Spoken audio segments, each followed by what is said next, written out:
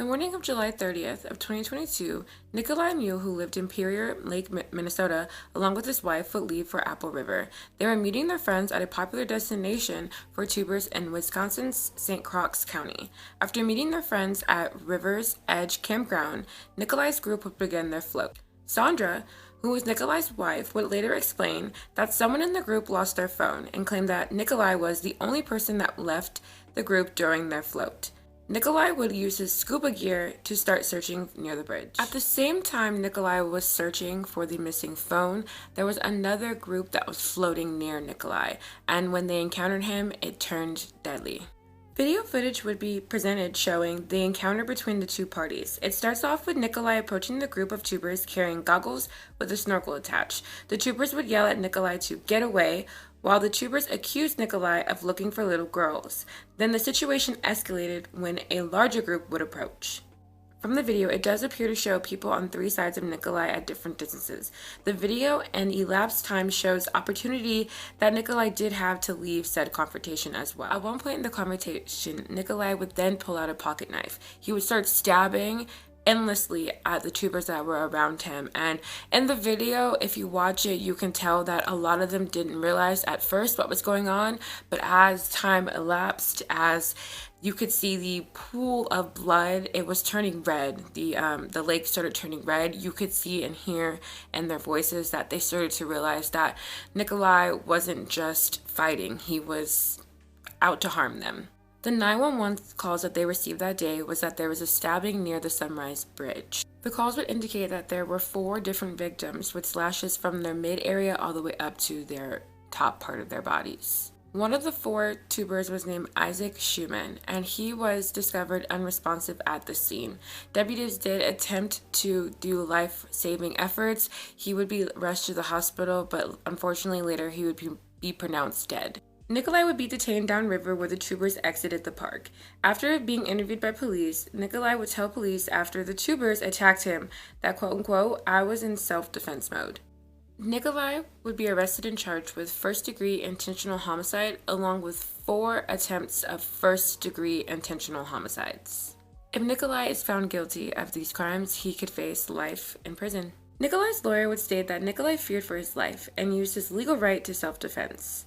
Ernesto Torres Chagas was brought to the stand by the defense. He had been best friends for 10 years with Nicolae, and he stated that he asked Nicolae to bring a pocket knife that day in order to cut the twine used to hold their inner tubes together. He testified that he doubted that Nicolae would ever try to harm someone.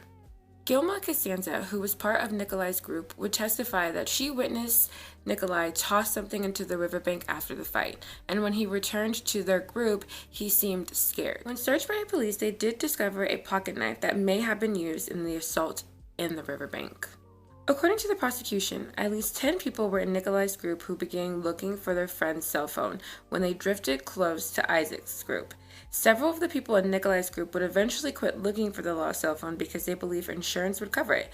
Despite that, Nicolae kept looking with the snorkel and goggles he brought to look for any jewelry lost in the river. Ariel Chagus, whose phone was missing, states that he was near the fight. He believes that Isaac's group was bullying Nicolae prior to the blonde woman in the black bathing suit yelling at him to leave.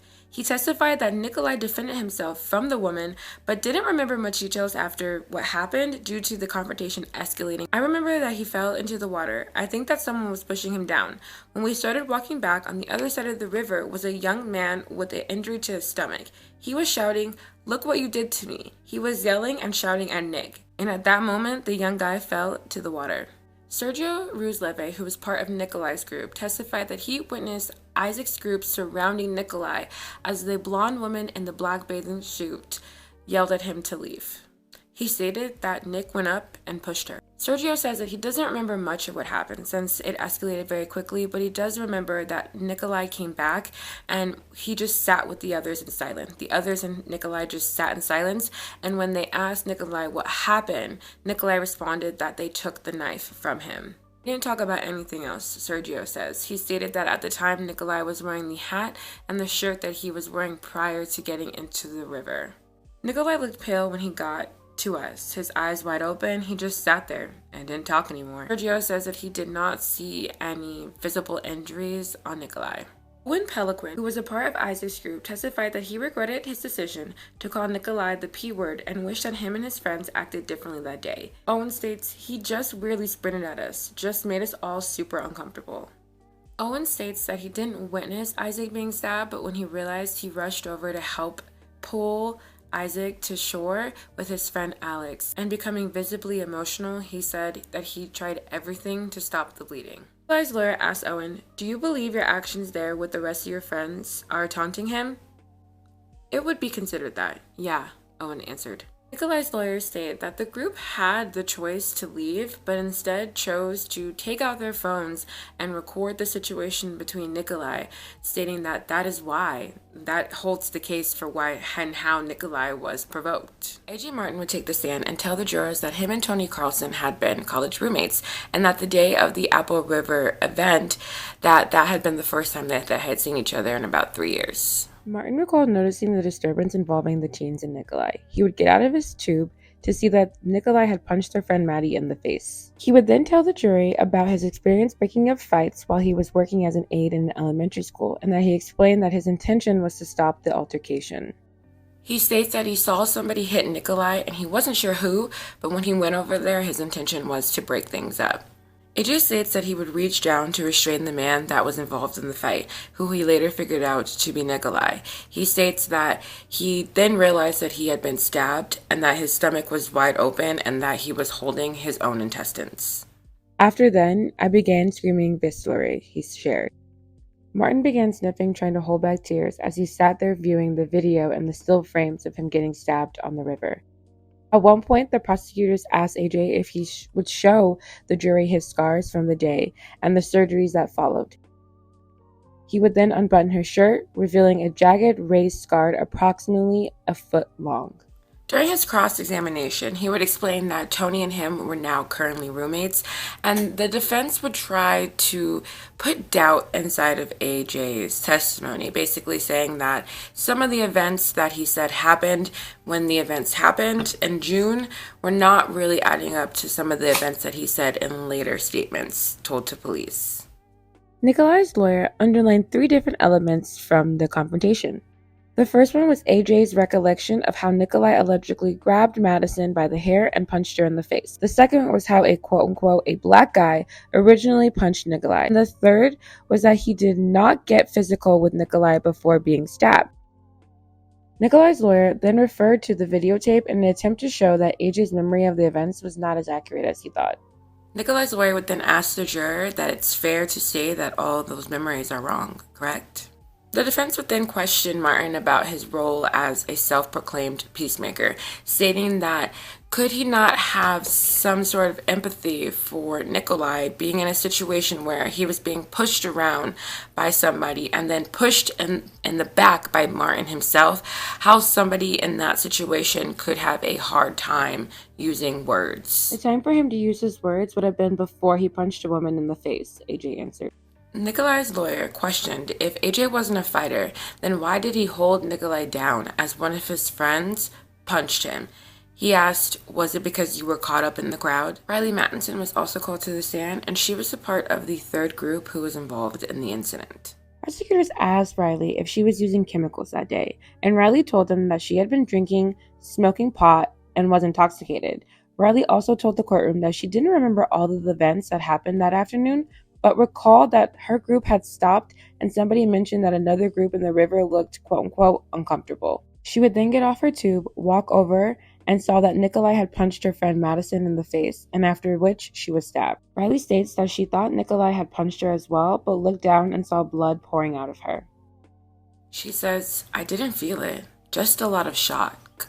I felt like I was dying. At one point in her testimony, Riley would break down and begin sobbing after being asked to look at an image of herself laying down on the blacktop after being stabbed. They would show stills of the video, and in part of it would show that Riley had her hand on Nicolae, possibly positioning herself to shove him. Later on in the video, you can see Riley with a visible wound to her side as she attempts to run away from Nicolae as he spun away from the altercation. On cross-examination, the defense immediately went for the fact that Riley had been drinking and had been smoking, and they had her admit to drinking and smoking excessively that day.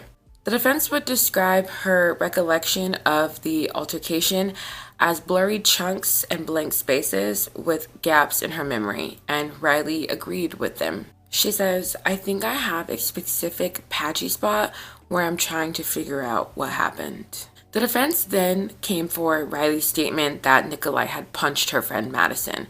And Riley did admit that she misspoke and she shouldn't have said the word punch, but she is adamant that Nicolae did make contact with Madison's face. Nicolae's lawyer would then begin painting a picture of aggressive behavior by those who surrounded Nicolae, describing that the group of screaming teens and others, including Riley herself, made it very difficult for Nicolae to remove himself from the situation. With Riley replying, "I mean, I'm like 110 pounds. You could have walked right past me." Nicolae's lawyer would then proceed to use the fact that Riley did not have very good memory of the altercation to ask Riley what she was doing, how she ended up being stabbed, and if she had any physical altercation with Nicolae.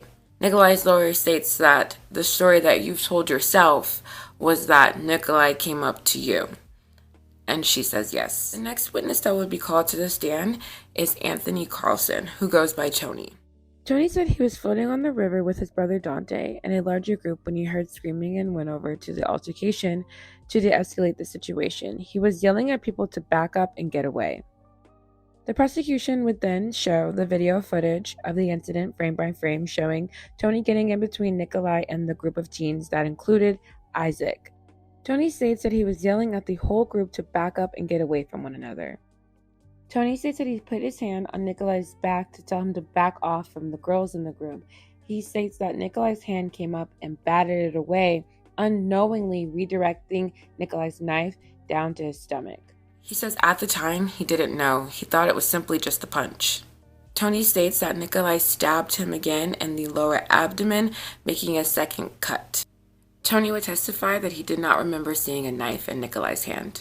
Nicolae's lawyer would hone on the fact that Tony's testimony was different than what he told the police after the incident occurred. The defense asked Tony if and why his statements might have changed since the statement he gave to the police in 2022. And Tony's response was, "Yes, because afterwards, I was holding my friend's intestines." The state then showed a video of Tony's interview at the hospital after being stabbed. He states, "We heard someone scream help, and my dad taught us when someone screams help, go help." In the video, he states that his friend AJ Martin would go over to help as well, and then he would end up getting stabbed, AJ, and Tony says that he didn't realize that at first. Tony states that he thought Nicolae had just punched AJ at first, but then he realized he sliced him. He says, "I literally saw my friend hold his stomach in his hands." Tony added that he would sit with his friend, trying to hold him together until help arrived. Dante Carlson told prosecutors he heard the teens yelling for help and went over to investigate as a quote-unquote good Samaritan. The group told him that Nicolae was looking for quote-unquote little girls. Dante stated that the teens looked like children to him and he felt he needed to defend them. Dante then would approach Nicolae to get his version of events. Dante also explained to Nicolae that the teenagers' insults didn't matter and that Nicolae needed to move away. Dante continues to state that he witnessed Nicolae punch Madison, and Dante immediately punched Nicolae back, resulting in Nicolae falling into the water. Dante yelled at Nicolae, "You never hit a woman." Dante would state that he remembered his brother yelling at the group to stop fighting. Then he remembers Tony pushing him out of the way of the commotion. Seconds later, Dante states that Nicolae walked over to him and stabbed him in his lower abdomen, and this is when Dante would show the courtroom his wound. Nicolae's lawyer would immediately comfort Dante's claims that he only drank 2 beers that day. A test taken at the hospital hours after the deadly encounter showed that Dante's blood alcohol content was a level of 0.119. Dante would then admit on stand that he consumed at least 2 shots of butterscotch schnapps with strangers at a campsite near the riverbank before the attack, but he disclosed that he never admitted it to the police because they only asked for how many beers he had that day. Nicolae's lawyer would imply that Dante's drunkenness was the reason for why he confused Riley from Madison after the attack, because he mistakenly told the police that it was Riley that fell after she got hit. Dante fired back that while in the helicopter on the way to the hospital that he was given pain medicine, and that may have led to his confusion. Nicolae's lawyer would ask Dante why he felt it was necessary to hit Nicolae 2 more times as he struggled in the water, and Dante admitted he most likely did this out of anger. He stated, "I feared for everyone else's safety."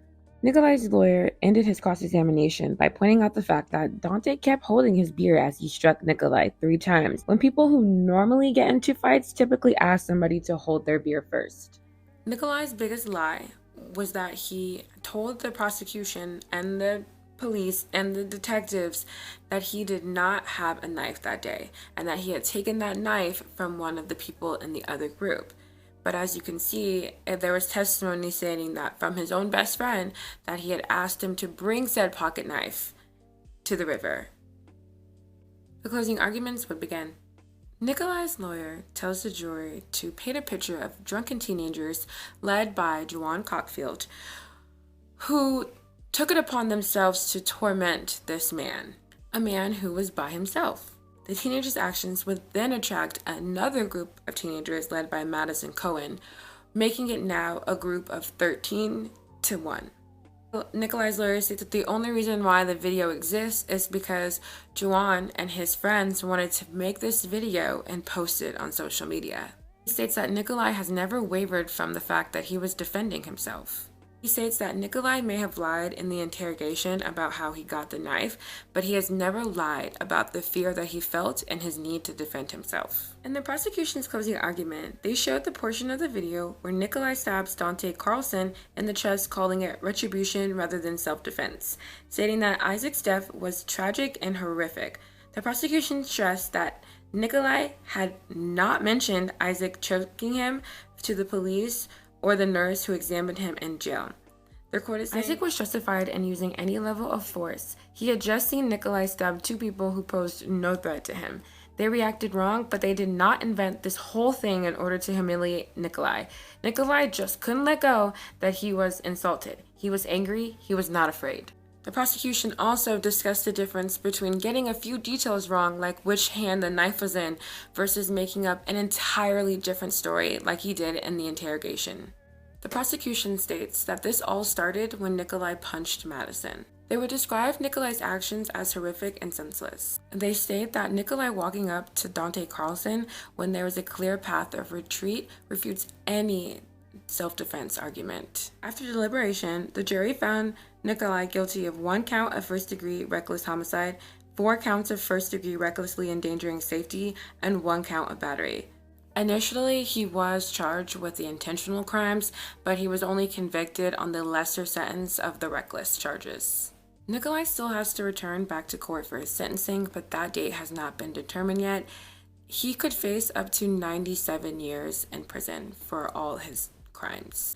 And that is the end of today's video. If you like today's video, don't forget to like and subscribe. And until next time, peace out.